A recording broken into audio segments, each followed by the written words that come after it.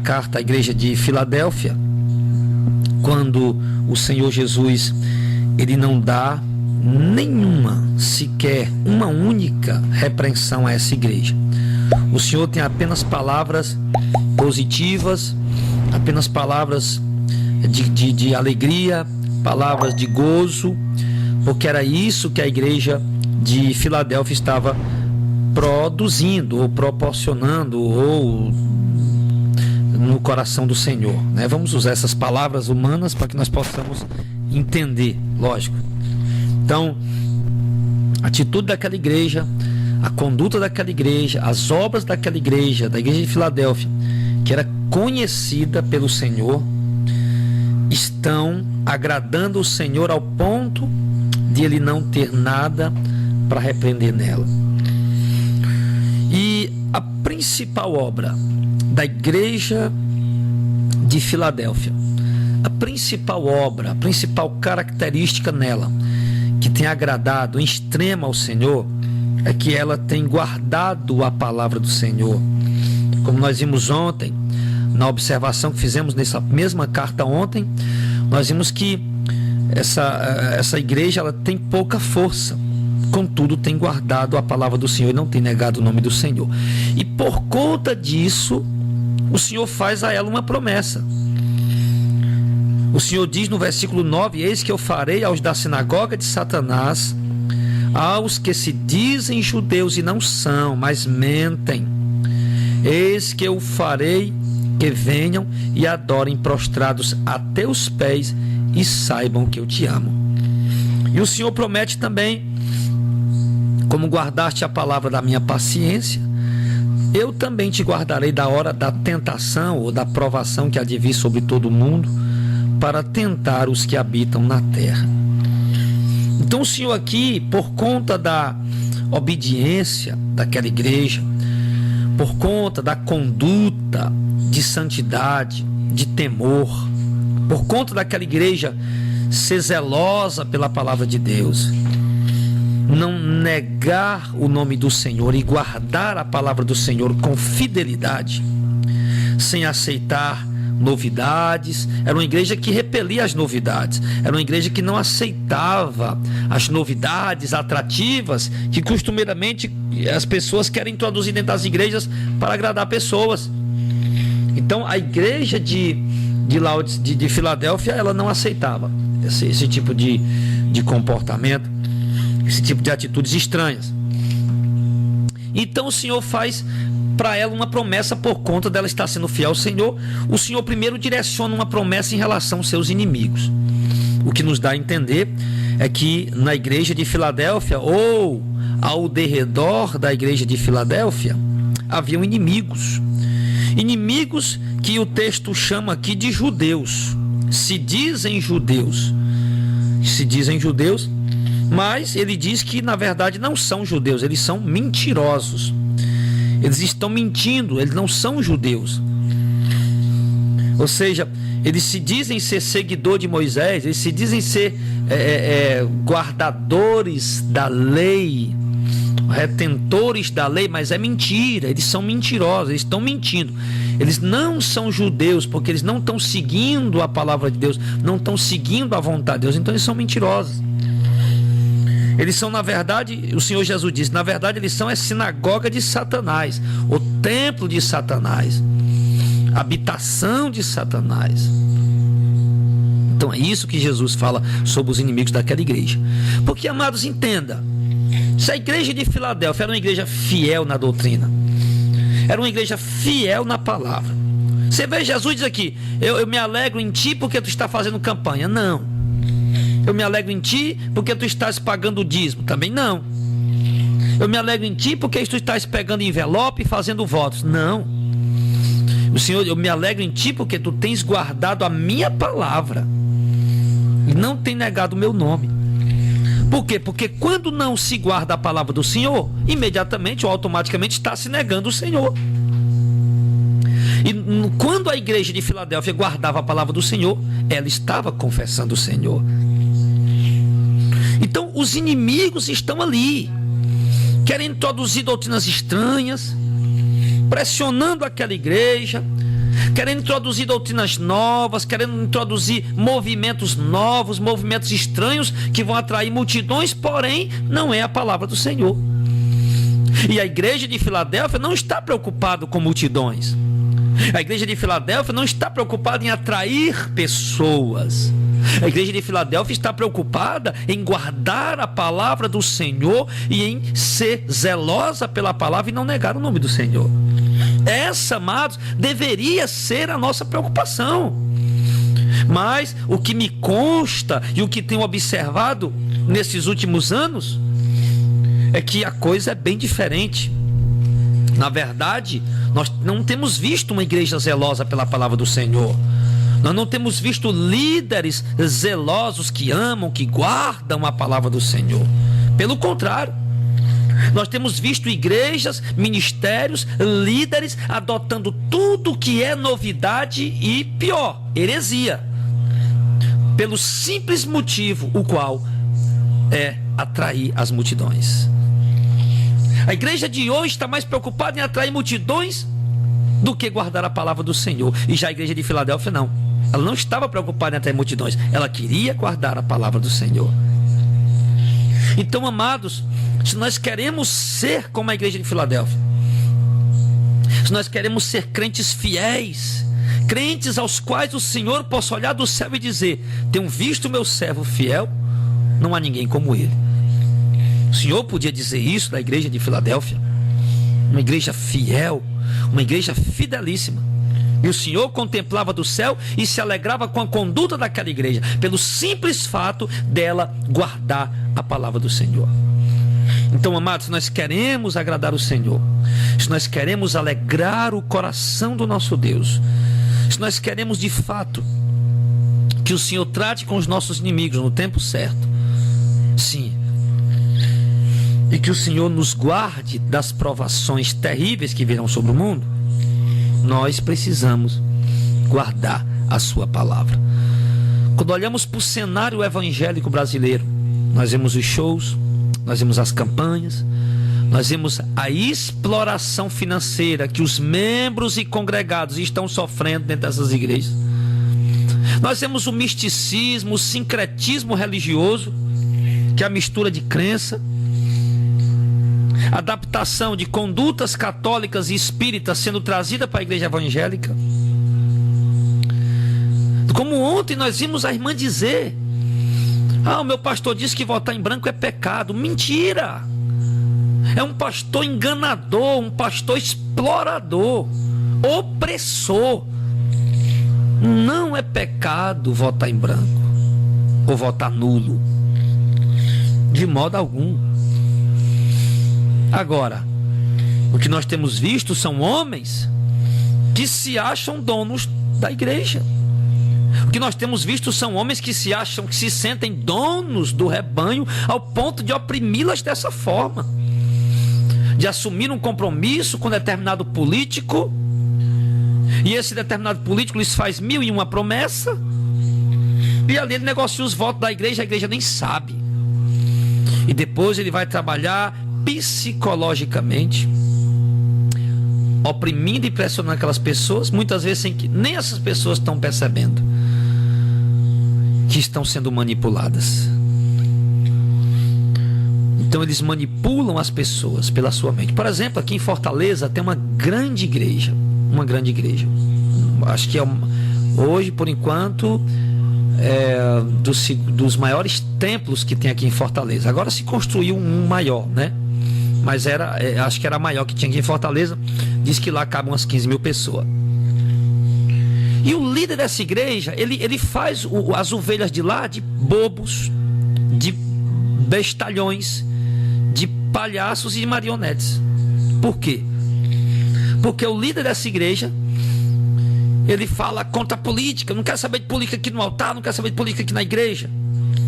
Todavia, ele lançou um candidato, tirou foto com o candidato, e a foto dele está estampada em muitos lugares, em muitas paredes, em muitos carros, apoiando um candidato a vereador. Mas quando ele diz na igreja dele lá, por isso que eu não quero política aqui dentro, todo mundo bate palma. E as pessoas parecem que estão cegas porque são manipuladas e não vê como é que ele está dizendo que não quer saber de política aqui dentro e lança um candidato e tira foto com ele e apoia ele. Fica aí pedindo voto para o candidato. Outra hora, esse pastor está falando contra o comércio gospel. Isso é uma esculhambação, isso é imoralidade. E traz os cantores gospel para cantar na igreja dele.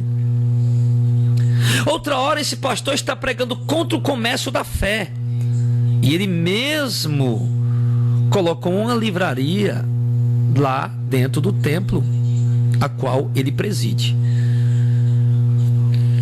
Então, meus amados, a igreja de Filadélfia estava enfrentando esse tipo de pressão ou de chegada de homens que queriam introduzir novidades de uma forma astuciosa, de uma forma maliciosa, sem a igreja perceber. Sim, porque ia atrair multidões, mas a igreja de Filadélfia estava preocupada em guardar a palavra.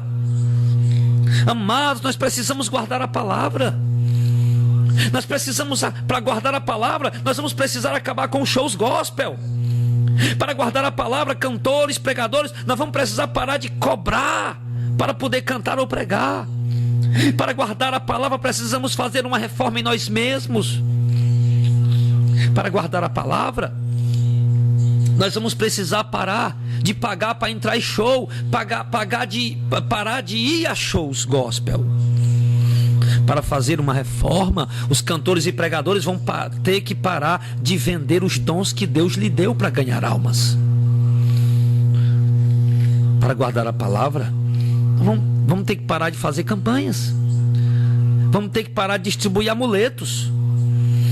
Vamos ter que parar de pregar a teologia da prosperidade e essa pregação irresponsável de conquista, que Deus vai dar, e Deus vai multiplicar, e Deus vai lhe dar riqueza, Deus vai lhe fazer cabeça, Deus vai lhe colocar por cima. Temos que parar com essa pregação irresponsável para que possamos guardar a palavra. Vamos precisar parar de usar esses meios carnais, essas estratégias absurdas, emocionalistas, triunfalistas e sensacionalistas. Vamos ter que parar de fazer essas coisas. Vamos ter, irmãos, vamos adotar o modelo da igreja de Filadélfia. Vamos adotar para nós, vamos guardar em nosso coração. Eu quero ser como a igreja de Filadélfia. Então, o Senhor dizia para a igreja de Filadélfia que uns judeus, mas eles na verdade são mentirosos, eles são na verdade a sinagoga de Satanás.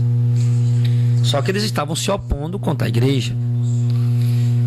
Mas o Senhor estava vendo, eles estão se opondo contra a igreja, como hoje há oposição contra a igreja de Cristo. Eu não digo a igreja evangélica, eu digo a igreja de Cristo.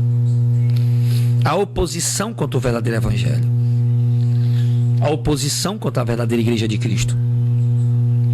Mas o Senhor faz aqui uma promessa para a igreja de Cristo: eu farei com que eles venham e adorem prostrados aos teus pés e saibam que eu te amo.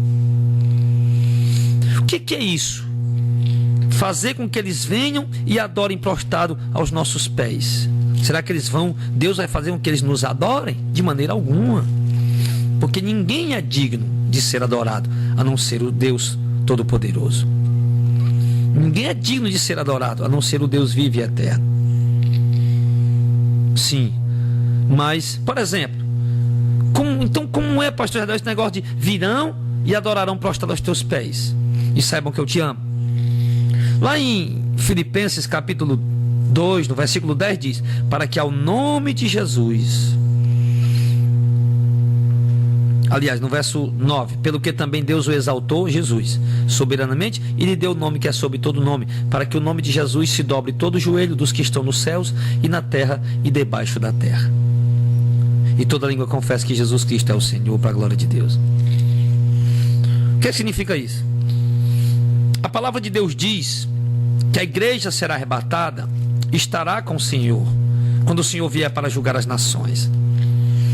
E quando o Senhor for julgar as nações, a igreja, mesmo já tendo sido arrebatada, no momento do julgamento ela vai para a frente do trono para ficar do lado direito, para que todas as pessoas escutem Jesus dizendo: venham bendito de meu Pai, e tome posse do reino que eu preparei por herança desde a fundação do mundo.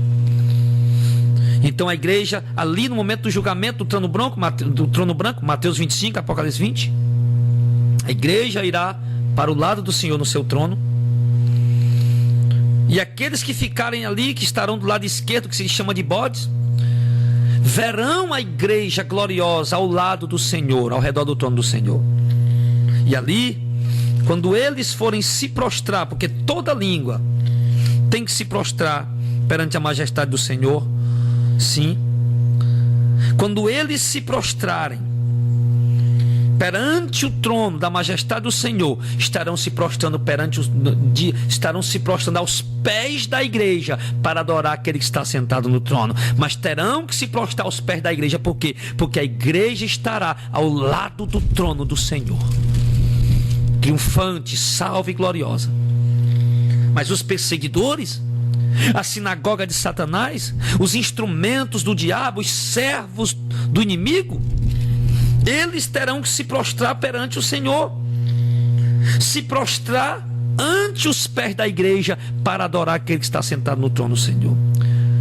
Está escrito em Filipenses 2:10 que todo joelho terá que se dobrar, e quando esses joelhos forem se dobrar, a igreja estará ao lado do Senhor. Logo, eles estarão se dobrando aos pés da igreja, não para adorar a igreja, mas para adorar o Senhor, e reconhecerão, como está escrito, que o Senhor ama a sua igreja.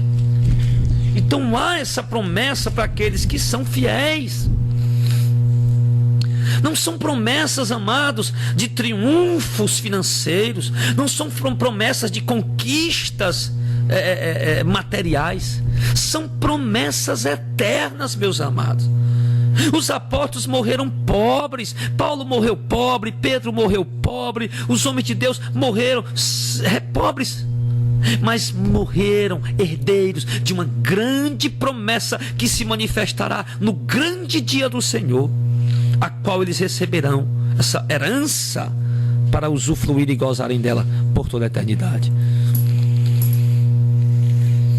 Então, há essa promessa que o Senhor fará com que os da sinagoga de Satanás venham e se prostrem para adorar ao Senhor, se prostrem aos pés da igreja.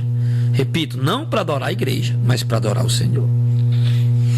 E ele diz também outra promessa que ele faz no verso 10: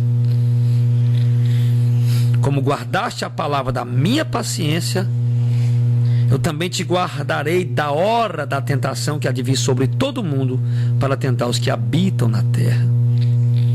Essa palavra no original, na verdade, meu irmão, ela diz guardar na hora da tribulação. Não é guardar da hora, mas na hora da tribulação. Porque a Bíblia, todos os textos e contextos das Escrituras são explícitos em dizer que a igreja irá passar por uma grande tribulação antes do arrebatamento. Fala-se de uma grande tribulação, mas na verdade as Escrituras falam de 4 grandes tribulações. Mateus 24, Marcos 13, Lucas 21, quando se fala do sermão escatológico, Jesus fala de uma grande tribulação para a igreja, a primeira igreja, a igreja primitiva, a igreja dos apóstolos, e eles passaram. Jesus fala de uma outra grande tribulação para os judeus, que começou no ano 70 com a diáspora e terminou em 14 de maio de 1948, quando Israel voltou a ser nação. A grande tribulação do povo judeu, a maior de todas que o povo judeu já sofreu, que nunca houve igual nem jamais haverá, foi essa. E depois a Bíblia fala de uma outra grande tribulação, que será com a manifestação do anticristo antes do arrebatamento da igreja, e a igreja passará por um grande sofrimento mediante a manifestação do anticristo. Isso está registrado em Apocalipse capítulo 13, em Apocalipse capítulo 7, em Apocalipse capítulo 20, que a igreja irá passar por isso. E também no livro de Daniel, Daniel capítulo 11 e algumas outras passagens do livro de Daniel. Então, E depois dessa grande tribulação da igreja virá o arrebatamento, e depois virá outra grande tribulação, a maior de todas, agora não mais para a igreja da Judéia, não mais para os judeus, não mais para a igreja do arrebatamento, mas agora para todo mundo. Em Apocalipse capítulo 15, no capítulo 16, fala dessa grande tribulação que virá sobre toda a terra após o arrebatamento da igreja. Então, o Senhor promete-nos guardar-nos na hora da tentação. Como ele guardou Sadraque, Mesaque e Abednego na hora da fornalha. Não os guardou da fornalha, mas os guardou dentro da fornalha. Como o Senhor guardou Daniel não de ir para as covas dos leões, mas guardou dentro das covas dos leões. Assim o Senhor promete que nos guardará não de passar por uma grande tribulação, mas nos guardará dentro da grande tribulação. Eu não sei se você consegue compreender isso. É isso que o Senhor está falando. Então, essa grande tribulação virá para a igreja, inevitavelmente. Mas o Senhor nos guardará dentro dela. Nos guardará como, pastor? Do jeito que o Senhor guardou a igreja primitiva. Quando o Senhor Jesus dizia: Paulo, não temas, que ninguém te fará mal. E Paulo dizia: o Senhor me guardará salvo e me levará salvo para o seu reino celestial. Não que Jesus estava dizendo que Paulo ia estar isento de apanhar, de ser apedrejado, de ser preso, de ser açoitado, porque mesmo Jesus prometendo que ia guardar Paulo, que estava com Paulo, mas Paulo passou por todas essas tribulações. Porém, o Senhor o guardava dentro dessas tribulações, não permitindo que a sua fé desfalecesse, não permitindo que a sua fé desanimasse. Mas o Senhor o fortalecia e o levou a salvo para o seu reino celestial. Não que o Senhor o salvou de passar por tribulações, mas o Senhor o salvou sempre dentro das tribulações. Você consegue compreender isso pelo Espírito de Cristo? Então é do mesmo jeito, irmão Roberto, irmã Marlúcia, irmã Joana, irmã Livramento. É do mesmo jeito, irmão Gomide, irmã Geni, irmã Suzana, irmã Rosimeire, os irmãos que me ouvem agora. Do mesmo jeito, o Senhor nos guardará dentro dessa tribulação. E a nossa fé não desfalecerá. Mesmo que sejamos mortos, evangelista Tiago. Mesmo que sejamos mortos, irmão Evaldo, a nossa fé não desfalecerá, porque o Senhor nos guardará dentro da tribulação e não permitirá que a nossa fé desfaleça. Assim como o Senhor guardou. Aí você pode dizer: ah, pastor, mas o Senhor está dizendo que vai guardar da grande tribulação. E como a igreja de Filadélfia já passou, meu irmão. Os irmãos da igreja de Filadélfia já morreram. E a grande tribulação não veio naquele tempo. O anticristo não se manifestou naquele tempo. O arrebatamento não aconteceu naquele tempo. Mas eles passaram por grandes tribulações e morreram. Mas o Senhor os guardou dentro dela, para guardar a fé deles, para que eles fossem salvos. Se o Senhor estivesse prometendo aqui à igreja de Filadélfia: eu te guardarei da hora da tentação que há de vir sobre todo mundo, se referindo à grande tribulação que viria no fim dos tempos, o Senhor teria se equivocado, porque a igreja de Filadélfia passou antes que a grande tribulação do fim dos tempos viesse. Então nós temos que entender o que o texto sagrado está dizendo. Então o Senhor promete àquela igreja, e promete para nós, à luz dessa igreja, que é a igreja que guarda a palavra, a igreja que é zelosa pela palavra, mesmo que ela passe por grande tribulação, dentro da grande tribulação, o Senhor guardará ela. Por isso a nossa fé não tem desfalecido.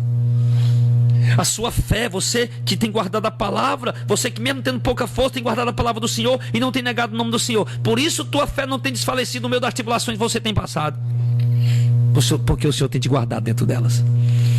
E quando a maior de todas as tribulações se levantar contra a igreja, porque a perseguição na primeira igreja foi brutal, mas foi lá dentro de Jerusalém e depois no território romano.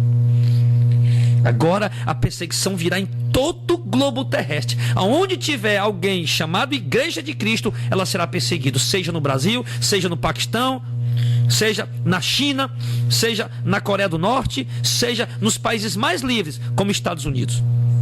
Mas a igreja será perseguida.